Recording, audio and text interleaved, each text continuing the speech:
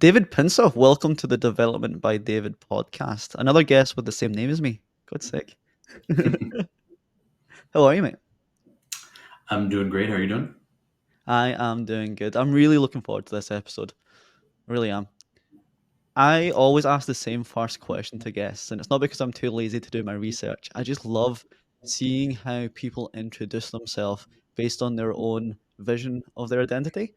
And knowing Mm. the work that you research and the work that you write, I'm really interested to see how you bring this next question to life. So if I were to ask you who David Pinsof today is in 2024, how would you bring that to life?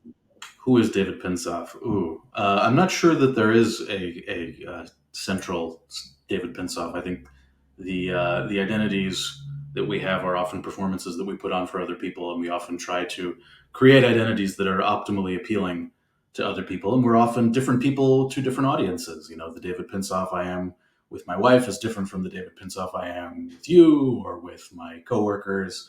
And I think we lose track of that. And I think we feel an overeagerness to be one person when in fact we're multiple people.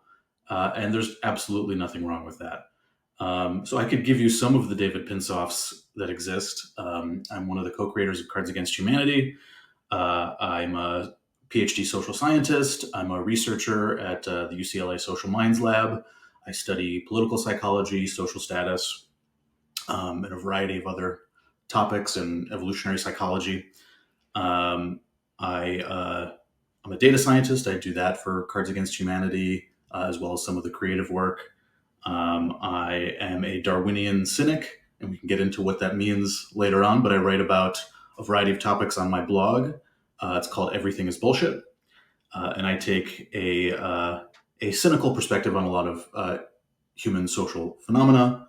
I actually think cynicism is underrated and idealism is overrated. That's one of the things I argue on the Substack. And a lot of our bullshit comes from our idealism about our reasons for doing the things we do. But I'm not just any kind of cynic. I don't think people are selfish. That's not quite what I mean.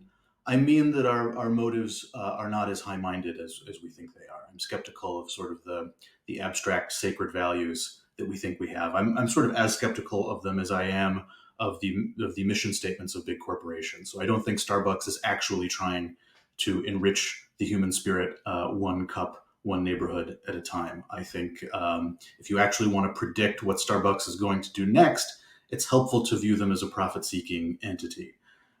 And if you get bogged down in their mission statement and their PR campaigns, that is going to distract you from what Starbucks is really up to, and it's going to prevent you from understanding how Starbucks works.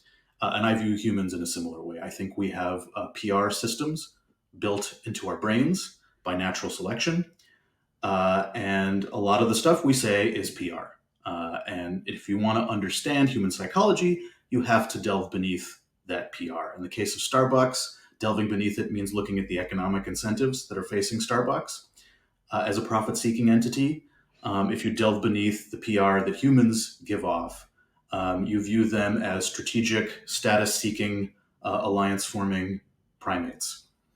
And I think that is the most helpful way of understanding human behavior. It may not always be pleasant to view humans that way.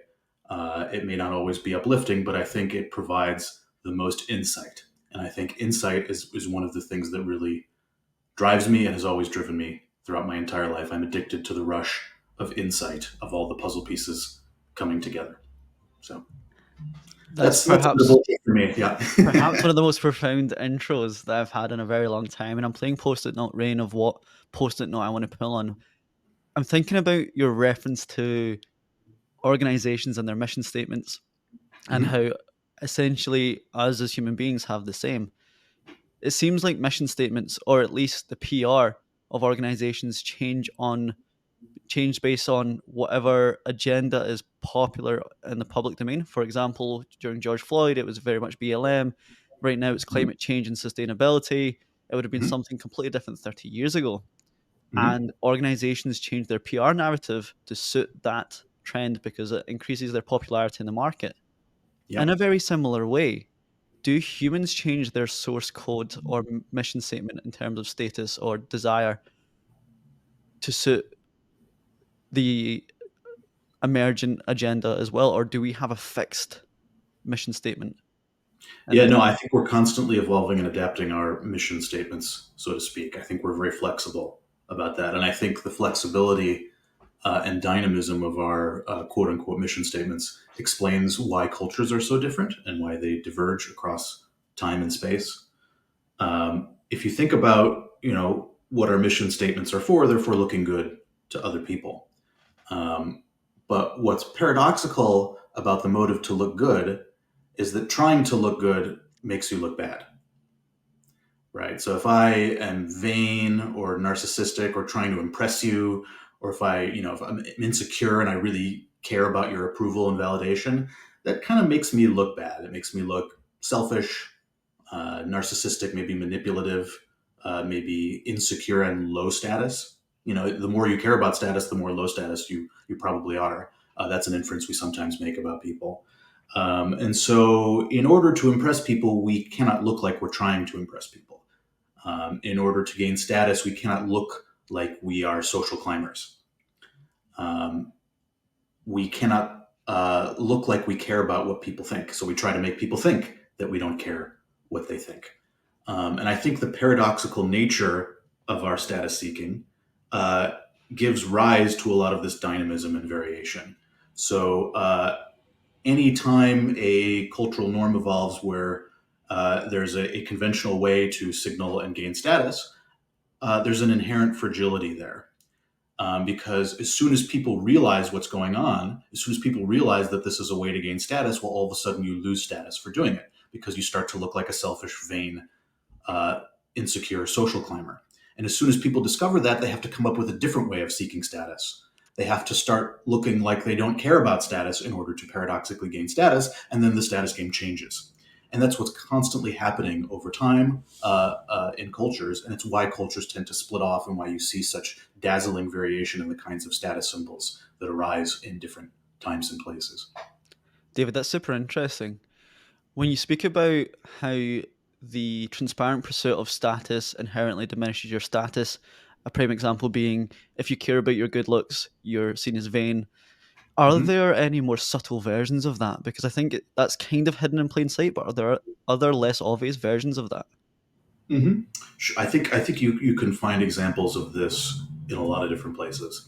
If you think about what authenticity is, we think about it as expressing your true self or who you really are, deep down. And I sort of poked fun at that, at the beginning of the interview when you asked me about who my true self was. But if you think about it, we give status to people who we think are authentic. We want them to be their true selves. So there's a paradox there, which is that. We want to express our true selves, not the person society wants us to be, but that person is ultimately who society wants us to be, right? And so, really, in order to get status for being authentic, you have to kind of be inauthentic in a way. You have to cater your behavior to the whims of your, society. Um, and there's a lot of interesting research showing that um, the people who feel as if they are authentic um, aren't actually behaving in a way that is true to themselves. So, for example, shy people don't feel authentic when they're being shy. They actually feel authentic when they're being extroverted. Assholes don't feel authentic when they're being assholes. They feel authentic when they're being nice. So we feel authentic when we're being the best version of ourselves, not the true version of ourselves. And that's a really important thing to keep in mind when we're thinking about authenticity, because a lot of people think that they should be themselves and they shouldn't, try to become what other people want them to be. But I think that is itself a kind of changing yourself to be who other people want you to be. And it might be helpful to see past that and to stop worrying about being authentic and just try to be the best version of yourself. I'm presuming the best version of ourselves vary dependent on what our target audience is or what our current audience is. Like you said, and you poked fun at it, you're a different person, or your identity or your introduction is very different depending on what crowd you're in. How would you Mhm. describe best version of themselves? Is it industry or environmental specific, The best version of myself, or or of themselves in general? how do people tend to think of the best versions of themselves? Yeah. In a whole bunch of different ways. I mean, there's a moral dimension where we think of ourselves as virtuous, kind, generous, fair. There's a more intellectual side of things where we try to think of ourselves as smart, reasonable, fair minded, skeptical, not gullible. Um, there are other kinds of being a good self. You know, there's the non-status seeking side of things, which is sort of tied to virtue, and because if you're seeking status, you're kind of a selfish person. Um, but there's also a kind of coolness of not caring what others think, which is itself a cue of high status because you can afford to not care what others think if people think you're awesome, right? Um, so I think those three things are comprise, the bulk of our best selves. You know, we want to be the best self intellectually, the best self morally, and the best, coolest self that doesn't care about being the best self morally or intellectually, if that makes sense. How interlinked is wealth and status? I think to myself, maybe many people achieve wealth so they get status, but equally some people achieve status therefore get wealth. How Hmm. synergistic are the two things? It's a great question. I view wealth and status as sort of the same thing. Um, we have markers of status, um, and I think how much money you have is one of those markers. In addition, the niceness of the things that you own is another marker of status. But what's interesting about money and financial markers of status is we've already started to see through them as a culture. And that means that this money status game is starting to collapse a little bit, especially among more progressive people. We In view what rich ways? people we view ostentatious displays of wealth as gross, as selfish and narcissistic. A lot of progressives tend to dislike rich people and big business, and they are grossed out by them buying big yachts and having fancy parties. This I- kind of overt wealth signaling has become a kind of gross thing that reduces your status rather than raises it. In Um, Glasgow, I see T-shirts that say "Eat the rich" or yeah. "Fuck capitalism" and such, and I see that being a trend, especially in the more hipster areas of Glasgow where I'm based, and I can imagine that's extrapolated in other communities too. Yeah, absolutely.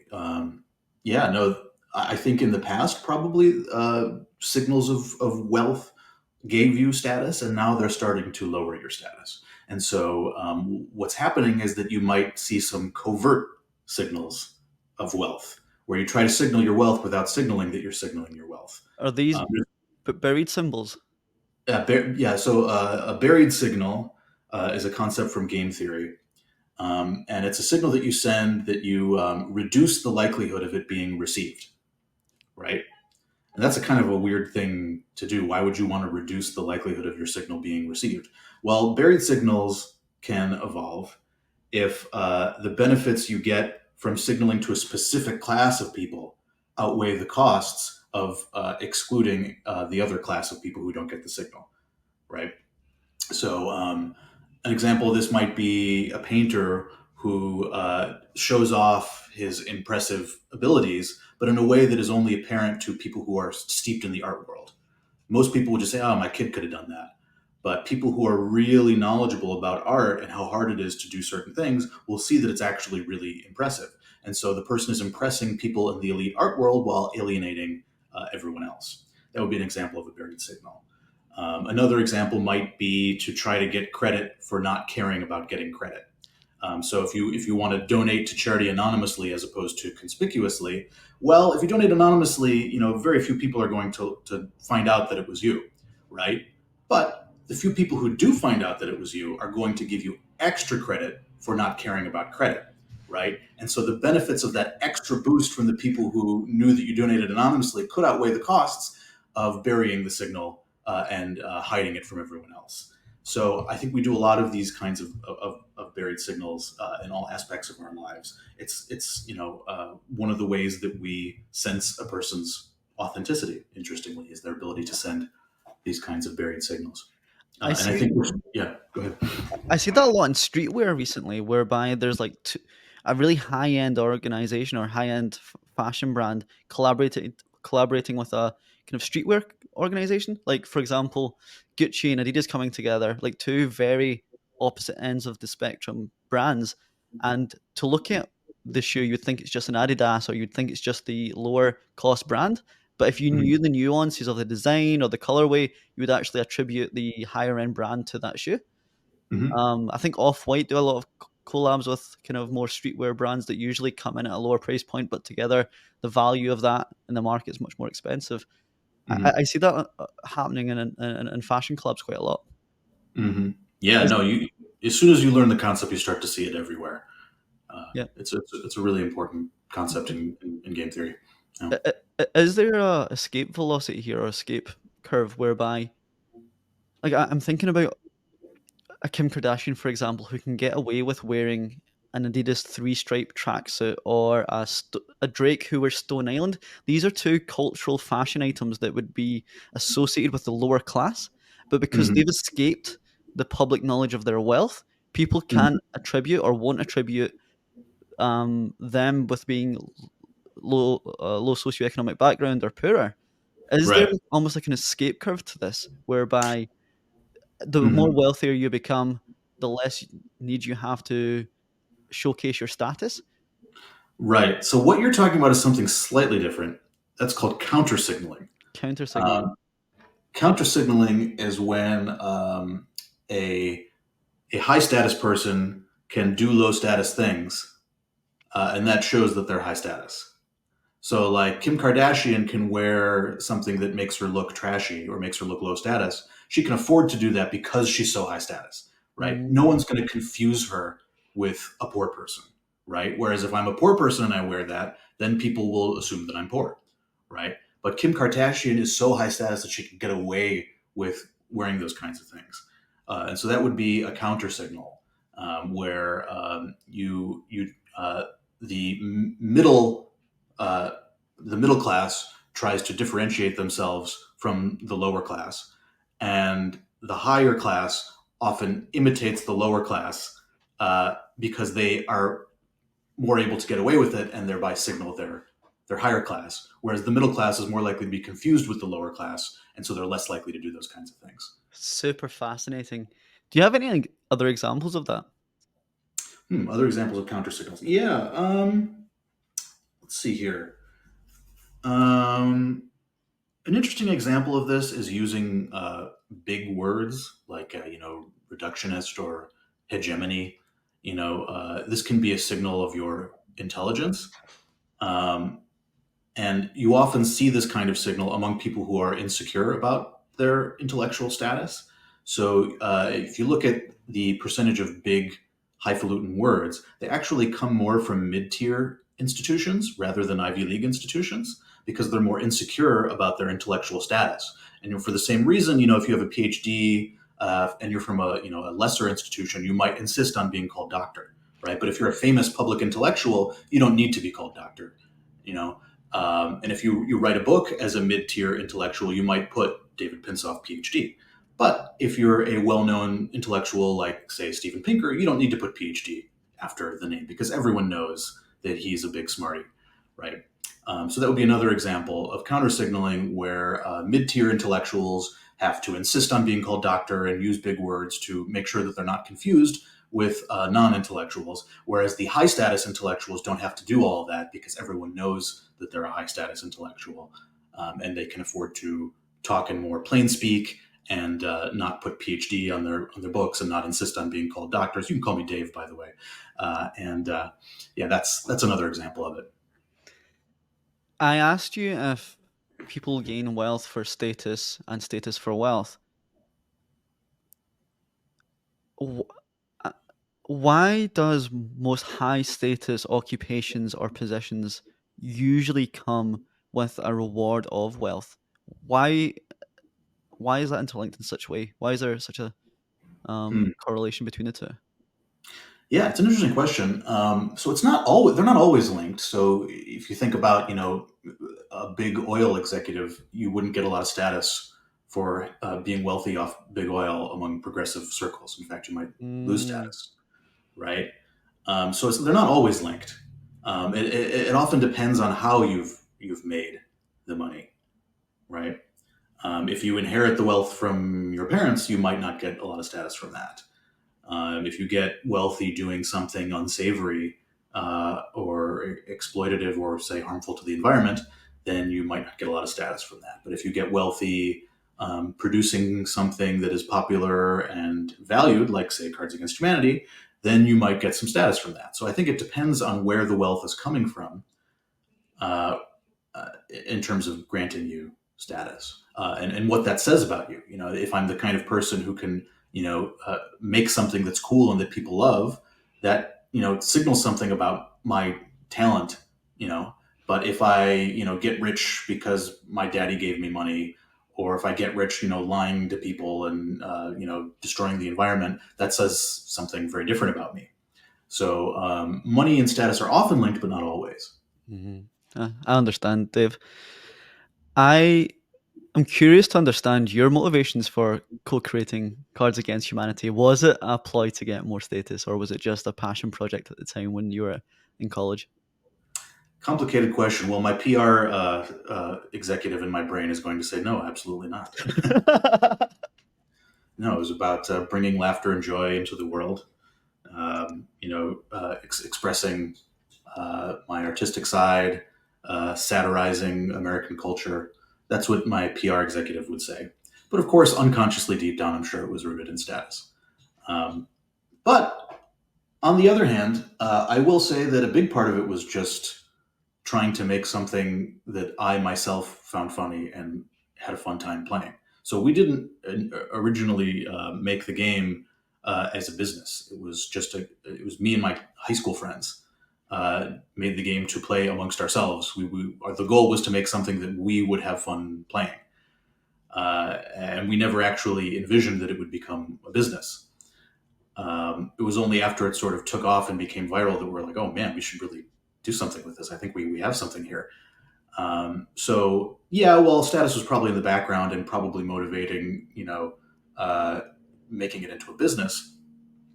I think the origin of it was a little purer than that. We just wanted to laugh and have a good time, and we wanted to make something that would make us laugh and have a good time. And I think that is part of the reason, likely, why it's so successful, is because the origin of it was kind of pure. I think a lot of the best businesses and products are things that their originators make for themselves, that they themselves want. Because if you want something, chances are other people are going to want it too. Are there any other significant factors you think contribute to its widespread success? I was in Bucharest last week, in fact, staying at a hostel, and 5 or 6 different nationalities were cuddled around a table playing it. And I thought to myself, I cannot believe it was such a cultural phenomenon where I grew up, being especially an English speaker, and just seeing so many different nationalities crowd around to play and enjoy that game.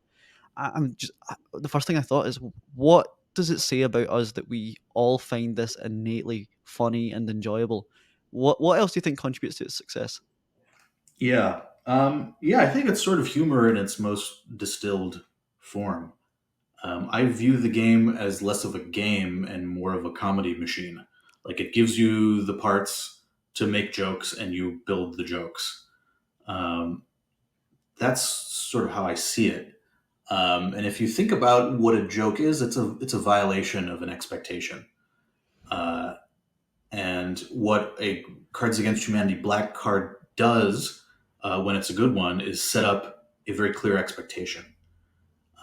So if the card is about, say, a Disney movie where a young girl struggles with blank for the first time, that's setting up a kind of wholesome expectation. Maybe she's struggling with school or with her parents' divorce, or maybe she's struggling with not having made the cheerleading squad, or whatever. And then when you put in something vile into that blank, it becomes very unexpected and inappropriate. And people love to do that. That's what humor is, I think. It's taking this expectation that leads you to expect one thing and then destroying it. I think humor is inherently destructive, and Cards Against Humanity a lot gives people the tools to destroy, to subvert the expectation to shatter the framework that was set up, to be inappropriate, to be naughty. Um, and I think that is what comedy is all about. And that's why people like Cards Against Humanity. I love that. That's one of my favorite quotes. Um, that humor is destructive and a violation against an expectation. I've got a really famous comedian coming on next week, and I can't wait to test him or ask him about this. Mhm. So I'm really excited for that. I do stand up comedy in my spare time as well, so I really enjoyed that expression. Mhm. How does humor and joke telling affect our status? It seems like in a social dynamic, the funniest person becomes the most likable or the most notorious or the most popular. What does it say about us that we relate or attribute more value to that person? Yeah, no, it's a fascinating question. I'm actually doing a bit of research on it right now. So I think there are a number of reasons why we're drawn to funny people. One of the reasons is kind of darker, which is that a funny person is powerful in a way. They're kind of they wield this really powerful social weapon, which is Ha- mocking have you other heard that people. expression? The only person that has power over the king is the jester. Yeah, no, I love that expression. It's really insightful. But if you think about it, like if I punch you in the face, you'll probably recover from it pretty quickly. And I'll probably look bad. I'll probably look like a violent, aggressive person, and people will probably come to your side and support you. So the amount of damage I do to you versus me is not very great if I punch you in the face. But if I deliver a vicious, hilarious insult and make you look so stupid and foolish, that could damage your reputation for years, right? And it lowers your ability to retaliate against me, because you look stupid and foolish and nobody wants to be on your side. And so I've not only damaged your reputation, I've weakened your ability to retaliate in any way. Um, and I don't look bad when I do it. In fact, I look good, right? And so humor is sort of the ultimate way to tear down a person's status in a way that doesn't elicit any backlash to the humorist. Um, and so I think the joke is more powerful than the sword. And I think one of the reasons we're drawn to funny people is because we know that they wield that power and they could tear someone down, and we want to be on their side instead of in their path. You know that saying, "Better on the devil's side than in his path." Well, I think we want to be on the joke teller's side and not in their path. We want to have them as a powerful ally to tear down our rivals. So I think that's one of the reasons why we're drawn to funny people. Another reason is that I think funny people are just better at connecting with their peers. Because if humor is about violating expectations, then in order to tell a good joke, you need to have a really clear understanding of what the social expectations are. If you didn't know what the social expectations were, then you wouldn't be able to tell a joke. You wouldn't be able to subvert those expectations. So I think being able to tell a good joke is an honest signal of a kind of social intelligence, that you are better able to more smoothly interact with people and get along with them and predict how things are going to go and anticipate how they're going to respond to different comments. Uh, and I think one of the reasons we find funny people alluring is because they're just really good at connecting with people and they're interacting smoothly with people. They're more culturally competent. So fascinating. Given that I spend so much time in comedy clubs, both as an audience member and as a comedian, I have now seen so much that I now can unsee because of you, David. So thank you for that. Yeah. But I'm now thinking about how laughter is like a social currency or laughter is a status symbol in the sense that if, for example, I were to mock you in front of a crowd, usually if one person laughs, the rest of the group will laugh because you don't want to be seen as not laughing to that because it's almost like not associating yourself with the person that told the joke. Hmm. So I wonder if Hmm. there's some sort of social dynamic in terms of status when we think about laughter being contagious. Yeah, absolutely. Um, I think laughter can be a signal of whose side you're on. Mm, If I deliver a vicious insult to your friend, whether you laugh at that insult is going to communicate whether you're on your friend's side or on my side, right? And a lot of times people will fake laughter to show that they're on someone's side, even when they might actually not be. There's the phenomenon of pretending to laugh at someone's jokes to make them feel good, to make them feel like you're on their side, even though their jokes aren't funny at all, right? So I agree that laughing with someone is a powerful signal that you're on their side, and that you're connected to them and good at connecting with them.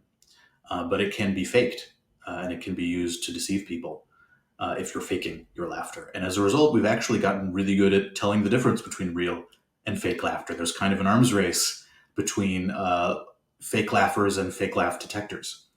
There's some interesting research showing that across cultures, people are really good at when they just hear a clip of people laughing, they're able to predict whether the laughers are friends or strangers, because there's something about an authentic laugh that sounds different, right? It's activated by a different part of the brain. It's the same thing with fake smiles. Authentic smile activates a deeper, more ancient part of the brain, but a faked smile, you have to sort of consciously contort the muscles, and you often fail to contort the right muscles, and that's why the fake smile looks kind of disingenuous, but the real smile looks different. And we've gotten really good at telling the difference between an insincere emotion or a sincere one. That's super fascinating. Holy shit. Does the same level of preferential attachment occur in on social media, for example? For example, if we see an individual who we see is typically good looking, male or female, and one person comments on that photo saying beautiful darling or beautiful mate or handsome mate, Mhm. th- I can imagine that has a reoccurring or a downstream effect on how many likes they get or how many other people also comment on that. I think when it comes to Kickstarter campaigns, the same occurs. Like if you, I think they ran I forget who it was, but someone ran an experiment where they had a sample size of 20 Kickstarter campaigns, for example, donated $1 to half of them and $0 to the rest, and Mhm. all of the $1 Kickstarter campaigns hugely outperformed the ones that had the £0 or $0 Mhm. initial investment. Does Mhm. that same preferential attachment happen when it comes to generating investment or generating validation through your looks on social media? Yeah, absolutely. I mean, figuring out who is the best on any dimension is actually really hard. We have limited information, limited attention spans, and one heuristic that we use is what do other people like? What are other people into? Who is capturing other people's attention? So if someone likes this product, that's a good signal that I'll probably like it. If someone's willing to fork over $1 on this Kickstarter campaign, well, maybe it's a more desirable product. So a lot of times we just kind of herd with other people, and conform to what they're doing, because that's a pretty good strategy most of the time. Because most people are self-interested and don't do things that are that hurt them. And so if other people are doing something, that's a good sign that it's going to be helpful, not hurtful. And I think that shapes all sorts of our behaviors, our consumer decisions, even our social decisions. Being liked by lots of people is going to make you more likable, even if you're an asshole. So status can sort of feed on itself, and a person can become high status for being high status, even if they're a dumb asshole, merely because everyone thinks of them as high status. Right? You can become famous for being famous, um, or well liked for being well liked. I remember this taking place in a piece of advice that your friend Chris Williamson gave on Mhm. the dating marketplace. He said Mhm. if you're a guy who's looking to attract a specific type of person, Mhm. find out what they're interested in and become the best in that domain. So if you like really fit and if you like really fit girls, girls who like to train, join a Mhm. CrossFit gym and become the best CrossFitter in the gym. Mhm. Are there parallels between what we just spoke about and the dating marketplace with that in mind? Yeah, no, I think that's very good advice. You know, Figure out what subculture you're into and what makes you want to court from that subculture, and then do the things that subculture values. That's a pretty good strategy. Yeah, if you want athletic mates, become athletic. If you want prestigious successful, smart mates, then become prestigious, successful, and smart. It's easier said than done, of course. It's hard to actually do these things. It's hard to follow through on working out, and I've it's been hard. trying, David. I've been trying for a very long time. Oh, don't get me started. Yeah, I have a hard time with it myself. So yeah, it's much easier said than done. But if you can do it, it's good advice. Do you know what the origins of status are? Like, when did it become such a valuable commodity? I think the origins of it are hundreds of millions of years old. You see status hierarchies in all sorts of social animals. Status hierarchies are our main way of resolving conflicts over resources. So the most primitive form of a status hierarchy is a dominance hierarchy. If we're fighting over food, uh, who gets the food? Well, one option is we can just fight over it, and whoever's bigger and stronger gets the food. They win the fight and they get the food. But eventually, it becomes advantageous for both of the animals to figure out who's bigger and stronger, and just give up and just let the bigger and stronger person take the food, so they don't have to fight. Right? It benefits the weaker animal because they don't have to fight and get injured, and it benefits the stronger animal because they don't have to waste energy fighting. And so, the earliest kind of status hierarchy is just figuring out who's the biggest and strongest, and everyone just starts to submit to those individuals and let them get what they want to avoid fights. And that's how dominance hierarchies evolve. Of course, it gets more complicated once you introduce other kinds of variables beyond size and strength, like intelligence, generosity, attractiveness. You can start to gain leverage in conflicts not merely by threatening to fight someone or impose costs on them, but also by threatening to withhold benefits. You can threaten to exclude someone from interactions. You can threaten to not give them the benefits of your advice or your wisdom.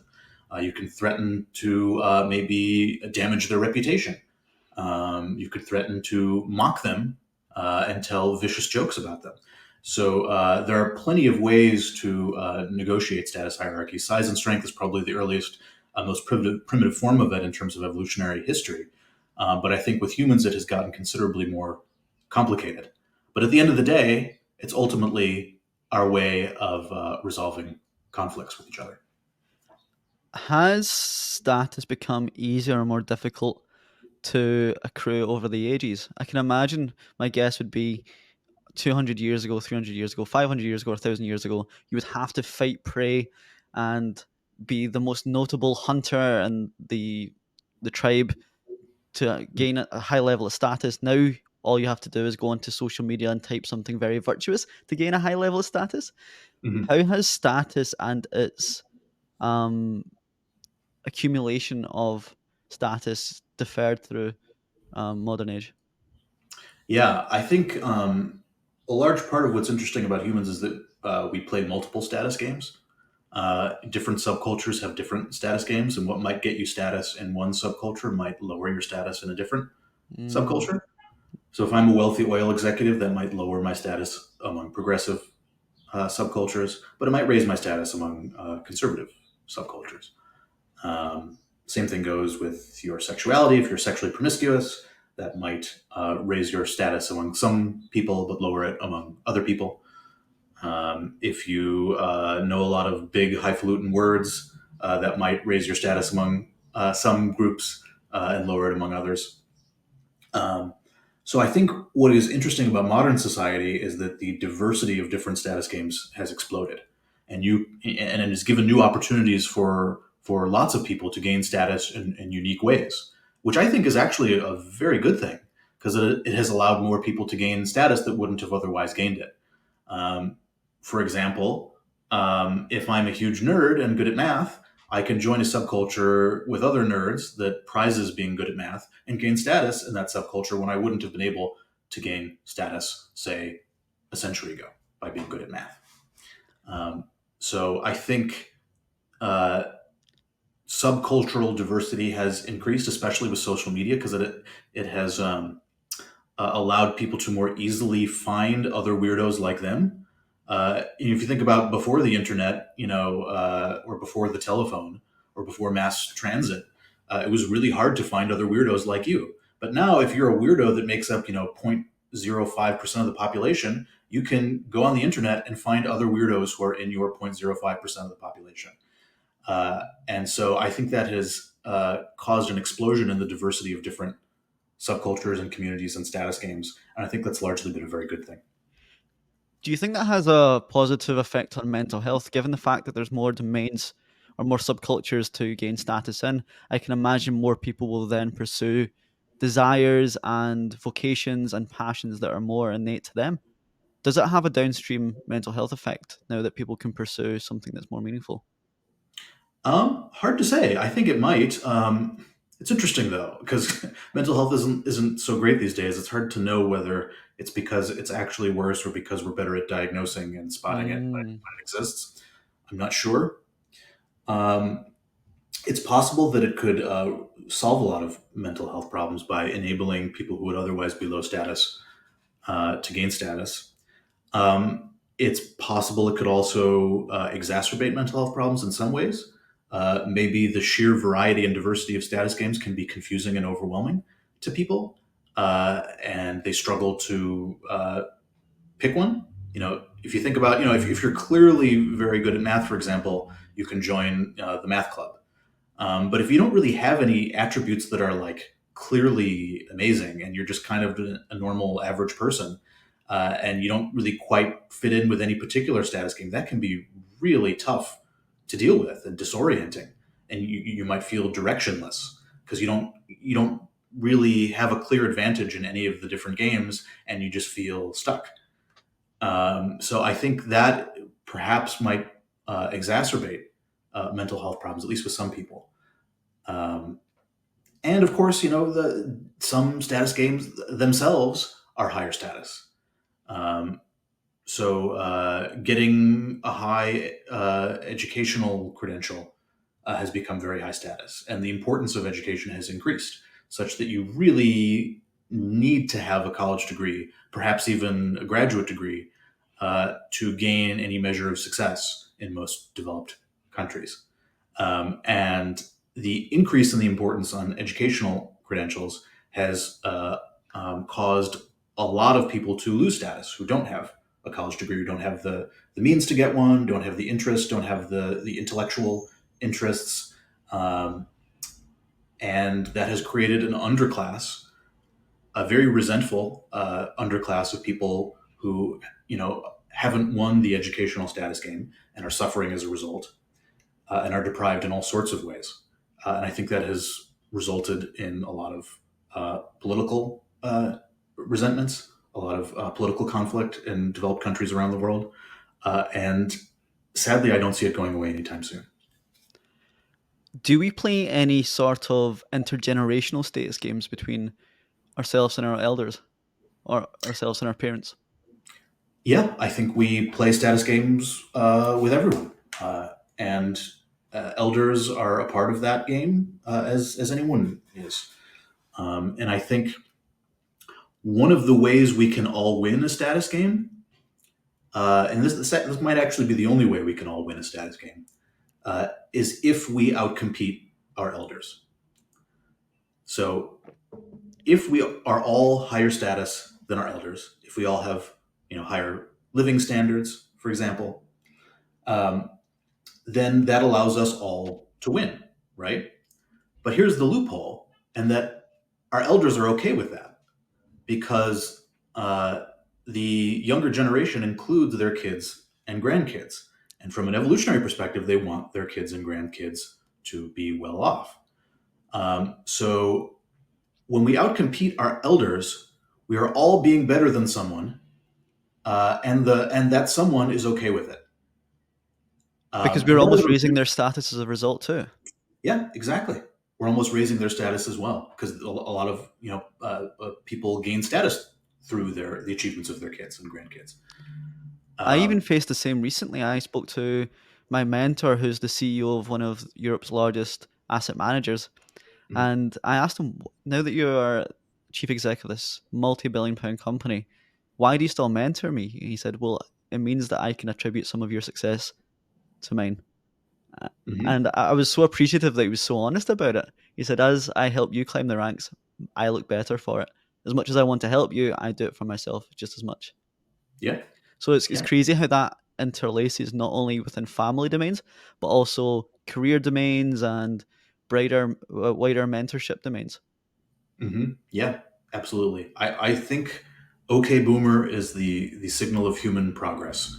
I think we need to keep old people being uncool for as long as possible. It is the only way for us all to win a status game at the same time. If you think about it, status games are competitive. So there are winners and losers. But the only one that's not competitive that we can all win at is outcompeting the previous generation. And so that's the one we need to focus on as a society. And if you look at societies where elders are venerated and where the old are wise and respected, those are not very nice places to live. The nicest places to live are the ones where old people are uncool. Uh, we got to make sure that they continue to be uncool. What ways can we do that? Hmm? What ways can we do it? Yeah, it's a great question. I wish I had a great answer to it. I mean, the way that it has been done in the past is just through increasing economic growth. As the economy grows and the standard of living increases over time, that will naturally lead to younger generations outcompeting older generations. Younger generations will have more opportunities, more economic benefits, higher standards of living, better, you know, tools and cars and houses and forms of entertainment, um, you name it. And in order to keep the younger generations outcompeting the older generations, we need to keep growing the economy and keep raising our standard of living over time. Um, and there are some obstacles to that. One of the obstacles is that good ideas are perhaps starting to get harder to find. The low hanging fruit are starting to get plucked. Um, I don't know that economic growth can go on forever, but hopefully it could continue going on for a while. And another obstacle to it is increasing educational credentialism. And that has created one of the few exceptions to the rule of young people outcompeting old people. Because it used to be that the older generations didn't need a college degree to become successful. And now that has changed. And so the younger generations who are following in their parents' footsteps and not pursuing advanced degrees are no longer outcompeting their elders. Um, and that has caused a huge amount of despair and resentment. And that's one of the things that we need to watch out for as a society. When I say that we need to outcompete our elders, I mean that for all demographic groups, not just the elite, highly educated ones. I love it. I've been so enthralled throughout this conversation, David. One of the questions I've been dying to ask you that I hear you and see you talk about is the difference between bullshitting and lying, especially when it comes to oneself. How do you bring Mhm. that to life? Yeah. So lying is pretty straightforward. We all know what lying is. It's when you say something that's not true and you know it's not true, but you say it anyway because you're a liar. Um, Bullshitting is very different. With bullshitting, you may not even know that what you're saying is true or not. Maybe it's true, maybe it's false. You don't really know. You don't really care. You're not really interested in the accuracy of what you're saying. Your goal is not to provide accurate information to the person you're talking to. Rather, your goal is something else. Usually, it's something self serving, like impressing the person, or persuading the person, or gaining sympathy from the person, or gaining forgiveness from the person, or any number of things. Um, so, in our path to impress or persuade or manipulate the person we're talking to, we will say whatever we need to say to get what we want. Maybe it's true, maybe it's not, maybe it's half true, maybe it's exaggerated. It doesn't matter. We're not interested in painting the truest picture of reality. We're interested in getting what we want. And that is what I call bullshitting. That's what the philosopher Harry Frankfurt defines as bullshitting. It's a kind of disregard for the truth, it's a kind of negligence of the truth. If you think about the difference between murder and manslaughter, it's the same as the difference between lying and bullshitting, right? If you murder someone, you intentionally murder them and you kill them. If you manslaughtering is you didn't mean to kill someone, but you were just kind of negligent and it happened anyway, right? So I think of bullshitting as a kind of negligence of of the truth, which means that, you know, probably some of the things you're saying aren't going to be true or aren't going to be very accurate. But some of them might actually be true. Some of them might be technically true. You know, you will tell the truth when it suits you, and you will exaggerate that truth as much as you can, and you will dismiss or downplay or ignore or brush aside other truths that don't really suit your narrative. And you might fudge certain things. You might even, you know, make stuff up a little bit. Um, you might omit certain details to create a misleading picture. That's Those are the tools that the bullshitter has in their arsenal. It's not quite lying, but it's not quite truth telling either. It's somewhere in this murky middle, and that's what I think of as bullshitting. In a similar vein, do we bullshit ourselves in terms of our desires, our wants, and um, our, yeah, our desires, our wants, and our vocations in the same sense? I do think we bullshit ourselves. Have you ever done something wrong and felt guilty about it and tried to convince yourself that you're not a bad person All the time. all the time? Yeah, we all do this. That is a kind of bullshitting yourself, right? You know, in convincing yourself, you're not so much interested in the truth of whether you're actually a bad person. You're interested in finding whatever information you can to preserve your sense of being a good person. So you're not trying to figure out whether you actually are good or bad. You're trying to convince yourself that you're good. So that's a kind of self bullshitting. And we do that all the time in all sorts of ways. And I think the reason we do it is because if we bullshit ourselves, we're better able to bullshit other people. So if we do something wrong and we convince ourselves that we're actually not a bad person, well, when someone comes out and calls us out on the bad thing we did, we'll have a whole list of excuses that we've created as a result of our self bullshitting. We'll have a whole list of things to say. We'll be prepared. We'll be able to dazzle them with our one sided story. And we'll be able to get off the hook, or at least we'll be more likely to get off the hook. So I think our self bullshitting is a strategy for more effectively bullshitting other people.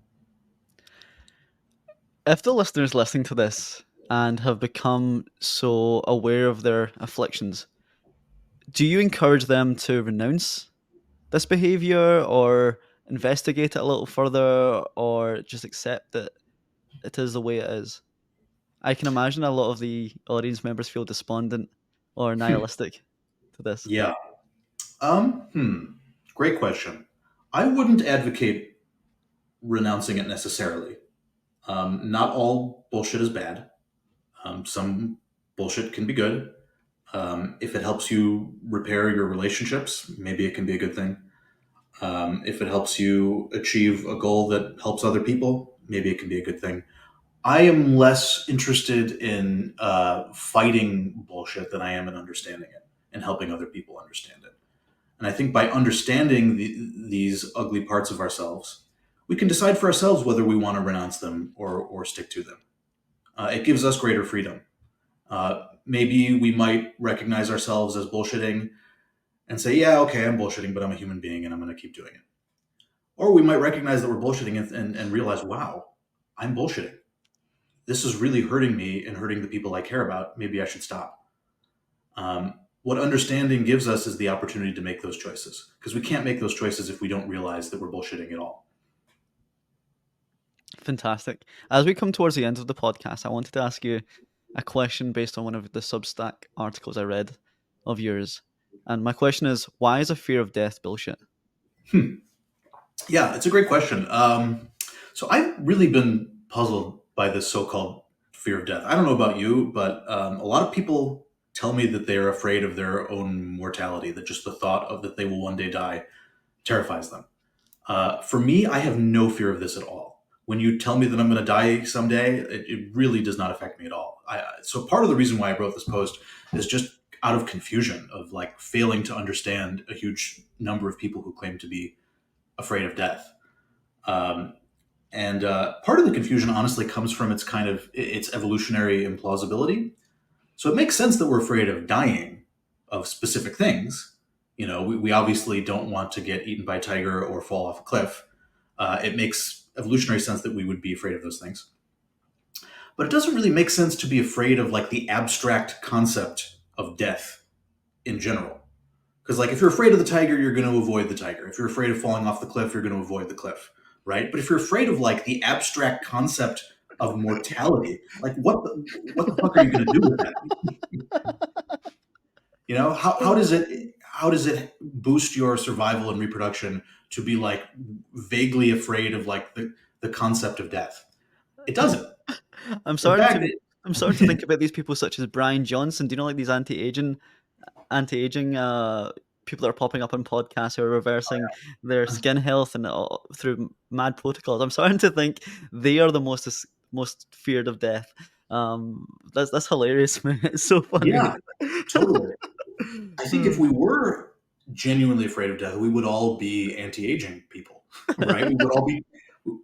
We would all be, you know, terrified of aging, and you know, we would be waging a brave battle against aging, but we're not, which suggests that we're not really afraid of death per se. I think even some kinds of deaths aren't scary at all. Like if you imagine like the ideal scenario, you know, you live to 100, you accomplished everything you dreamed of accomplishing, you left this wonderful legacy, you're surrounded by loved ones, and you die peacefully in your sleep. For most people, that's actually not that scary. Um, for me, it's not scary. It sounds kind of nice. Um, and I think what that shows is that we're not afraid of death per se. We're afraid of certain kinds of death, certain ways of dying. You know, dying before we finish what we were working on, dying before we see our children grow up to be adults. I think those are the things we're afraid of more than this abstract concept of mortality. So we're more scared of life than we are of death, essentially, or Yeah. missing out, or more scared of missing out on life than we are of death itself. Hmm. Yeah. I think we're afraid of unfinished projects, unachieved goals. Um, and I think we're afraid of missing out on the party. I think part of it might even be a kind of status motivation. If you're dead, you can't be relevant. You can't be paid attention to. You know, you can't show up to parties. Um, you know, you can't be attractive to anyone. You can't be the topic of conversations. That might be part of it too. And I think part of it, honestly, is a fear of aging. You know, I talked about, you know, old people being uncool. I think some of the fear of death might be a kind of fear of aging, that Yeah. we're afraid of gradually descending into irrelevance and uncoolness and unsexiness. Uh, and you know, you can think of death as the culmination of that process. It's the ultimate kind of uncoolness and irrelevance. So I think a part of our fear of death might be a kind of fear of aging in disguise. I also think many celebrity status have increased because they are dead. I'm thinking of people like Jimi Hendrix or Michael Jackson or Amy Winehouse, some of these musician icons. I think their legacy is so pertinent because they have passed away. However, the only Hmm, caveat is that they're not around to enjoy the status. that's true. That's true. Yeah, that's a good point. I do think that death is probably going to be less scary for people who are high status and expect to leave a long legacy. Then it's no longer so scary. I think part of the fear of death might be an expectation that you're just going to die and everyone's going to forget about you and you're not going to change the world in any way at all. And the world is no different from you having existed than from you not having existed. Um, that could well be a big part of it. And I think the fear of death might be lower for people who can be confident that they're going to leave an amazing legacy. Um, Another part of it that I've been thinking about more recently is that the fear of death might just come from our inability to imagine it. So we cannot imagine what it's like to not imagine. We cannot feel what it's like to not feel. You know, and because we're incapable of imagining death, what we imagine is like being blind and deaf and paralyzed. That's sort of our substitute for death. And when you think about being blind and deaf and paralyzed, yeah, that sounds terrible. That sounds awful. But that's not death. And so I think a lot of people, whether they realize it or not, are afraid of being blind and deaf and paralyzed, but they're not afraid of being dead. And I think their fear of death comes from their inability to imagine it and to fill in the gaps of their imagination with bullshit. David, this has been one of the funnest podcasts I've done in a very long time, both from an educational point of view and from a humor and enjoyability point of view. For my last question, mate, given the fact that we have looked at status through the ages and how subcultures have increased the multiple dimensions in which people can gain status, if I were to ask you to look forward to the next 50 years, how do you think status will look then, if not then further? Wow. That's a really tough question. I think ideally we will see a continuing diversification and nichification of ways of gaining status. That would be wonderful. I think it's largely a good thing. Ideally, we will have better ways of choosing which status game to play that helps young people become less disoriented and less confused by the multiplicity of options. Ideally, we will create better um, cultural norms, greater kinds of mentorship, greater kinds of educational opportunities that help people realize what options are available and what they might be uniquely suited to. These are all my hopes for what will happen. I don't know if it will actually happen. Um, Another hope is that we will continue to outcompete our elders and that old people will continue to be uncool. I don't know that that will actually happen, but I'm hoping that it will because I think that is another one of the engines of human progress and human flourishing. Um, I would hope that the educational status game declines in importance because I think it is largely a destructive one, and it is only getting worse. As you know, it used to be that you needed a bachelor's degree to outshine your competitors. Now you need a graduate degree. Soon you'll need a PhD just to become a barista at Starbucks. Right? This is a bad path for society to go down. And I think a lot of people are starting to recognize that and starting to see through the educational status game as a kind of elitist bullshit. And this is coming from a person who has a PhD. The fact that I am able to call it bullshit means that it really must be bullshit. So that's another hope for mine. Whether these things will happen is anyone's guess. Let's work together to try to make them happen. David, this has been so enjoyable. I'm so grateful for your time. If people want to connect with you and your work online, where can they find you? You can find me on Twitter at David Pinsof. Feel free to DM me, and you can find my blog, Everything is Bullshit, at everythingisbullshit.blog. Thank you, David. Mhm.